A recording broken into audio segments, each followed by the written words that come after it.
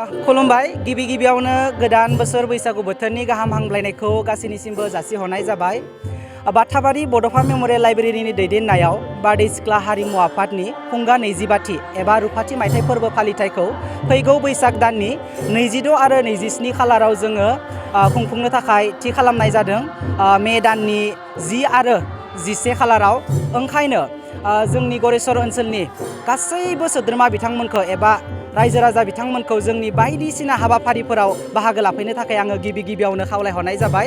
जोंहा 10 मे एबा 26 बैसागो खालार खालि फुंबिलिनि 7 बाजिनिफ्राय जागायजेननानै बायदिसिना हाबाफारि दङ, जेरैबायदि जोंहा गेलेनाय बादायलायनाय आरो थुनलाइयारि बादायलायनाय आरो लोगोसेनो बै खालि 26 बैसागु एबा 10 मे खालार खालि जोंहा मोनाबिलि समायावहाय गोदान मेथाइ मोसानाय बादायलायनाय दङ। बै गोदान मेथाइ मोसानाय बादायलायनायाव गुबुन गुबुन दाब दाब जायगानि मोसाखावरि बिथांमोनखौ बाहागो लाफैनानै जोंखौ बे प्रग्रामखौ जाफुंसार होनायाव आङो मदद होगोन होननानै मिजिंथिबाय।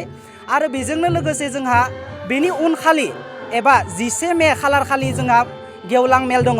बे गेवलां मेलाव जोंहा गोबां मेलेमजिबि सुबुं बिथांमोनखौ जोङो आलासि महरै हांख्रायहरदों। गाहाय आलासि महरै जोङो हांख्रायनानै लाबोदों जोंनि मिरु एबसुनि आफादगिरि मानगोनां दिपेन बर' सार बिथांखौ, आरो बिथांजोंनो लोगोसे जोंहा थि बुंथिगिरि महरै हांख्रायनानै लाबोदों जोंनि बर' थुनलाइ आफादनि गाहाय नेहाथारि मानगोनां नीलकन्ठ गयारी सार बिथांखौ। आरो बिथांमोनजोंनो लोगोसे जोंनि बे गेवलां मेलाव बाहागो लाफैगोन जोंनि बर'निनो मुंदांखा फावखुंग्रि हेलेना दैमारि बिथाङा, आरो बिथांजों थाफागोन जोंहा मुंदांखा फेस्ला फावखुंगुर मेन्देला ब्रह्म सार बिथाङाबो। ओंखायनो जोंनि बे गेवलां मेलजों लोगोसे आरो बायदिसिना जि जानो गोनां हाबाफारि दङ, बै हाबाफारिफोराव बयबो मैखोमै बाहागो लानानै जोंनि बाथाबारि गामिनि जि रुफाथि मायथाइ फोरबो फालिथाय खुंफुंनाय, बे खुंफुंनायखौ जाफुंसार होनायाव आङो मदद होगोन होननानै जोंनि रायजो राजा बिथांमोनखौ आङो गुरै खावलायहरबाय। आरो बै खालिनो जोंहा मोनाबिलि समायावहाय एबा 26 आरो 27 बै साननैनि हाबाफारिनि लास्ट प्रग्राम बेनो जाबाय जोंहा हारिमु मोनाबिलि आयदा। बे हारिमु मोनाबिलि आयदायाव जोङो सासे बर'नि मुंदांखा मेथाइ खनगिरि सुलेखा बसुमतारी आब'खौ जोङो हांख्रायनानै लाबोदों। बिथाङा जोंनि गेजेराव नुजाथिफैगोन। आरो बेजोंनो लोगोसे जोंहा सासे मेथाइ खनगिरि दंबावो, बिथाङानो जाबाय कपिल स्वर्गियारी सार बिथाङाबो जोंनि गेजेराव फैनानै जोंनो जोंनि मेथाइ खननाय हाबाफारिखौ जाफुंसार खालामहोफैगोन। ओंखायनो जोंनि फैबाय थानाय जि रुफाथि मायथाइ फोरबो फालिथाय बेखौ जाफुंसार खालामनो साननानै जोङो दिनै बैसाग दाननि 1 खालार, बे 1 खालाराव जोङो गिबि लाइ खुन्थिया गायजेननाय हाबाफारिखौ जोङो दिनै जाफुंसार खालामबाय। बे जाफुंसार खालामनाय हाबाफारिखौ जोंनो मावफुंनानै होलांबाय जोंनि गरेस्वर ओनसोलनिनो सासे गोख्रों समाज सिबियारि, बिथाङानो जाबाय मानगोनां देरहासार नार्जारी सार बिथांखौ जोंनि जि गिबि हाबाफारि लाइ खुन्थिया गायजेननाय, बे हाबाफारिखौ जाफुंसार खालामनायनि थाखाय आङो जोंनि बारदै सिख्ला हारिमु आफादजों लोगोसे बड'फा मेम'रियेल लाइब्रेरिनि जानानै आङो रोजा रोजा साबायखर बावहरबाय।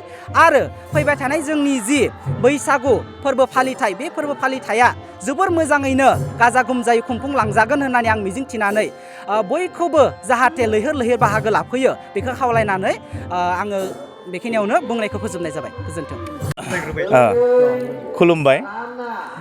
दिनै गभसार भिसिडिसिनि सिङाव थानाय बाथाबारि गामियाव बड'फा मेम'रियेल लाइब्रेरिनि दैदेननायाव जे फैबाय थानाय 25 बोसोरारि जे बारदै सिख्ला रंजालि बैसागु फोरबो फालिनो थाखाय बिथांमोना थागथियारि जादों। दिनै बिनिनो गिबि हाबाफारि हिसाबै बिथांमोना गिबि खुन्थिया गायसननाय हाबाफारियाव आंखौ गायसनगिरि हिसाबै लेंहरनायनि थाखाय आं बानजाय आफादनिसिम गोसो गोरबोनिफ्राय गोजोनग्लायनाय बावहरबाय। आसा खालामो बे साननैनि जि हाबाफारि जानो गोनां, बे मे दाननि 10 आरो 11 खालाराव खुंनो थाखाय बिथांमोना थागथियारि जादों।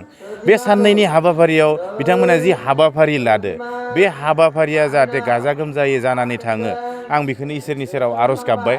आरो दिनैनि बे हाबाफारियाव रायजो आफादनि मानगोनां आफादगिरि, लोगोसे बड'फा मेम'रियेल लाइब्रेरिनि जे बारदै सिख्ला हारिमु आफाद, बेनि आफादगिरि नेहाथारिजों लोगोसे बायदि बायदि बिबानाव थानाय मानगोनां दैदेनगिरि बिथांमोननिसिम आंनिफ्राय रोजा रोजा गोजोनग्लायनाय बावहरबाय।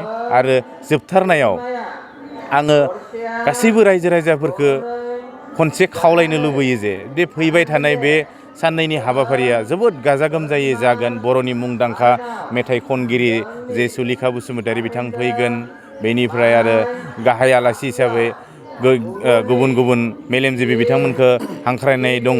बे फैबाय थानाय बे फोरबोआव जाहाथे रायजो राजाफोरा लोब लोब फैनानै हेफाजाब होगोनखौ आङो मिजिंथिनाय थाबाय। गोजोन्थों।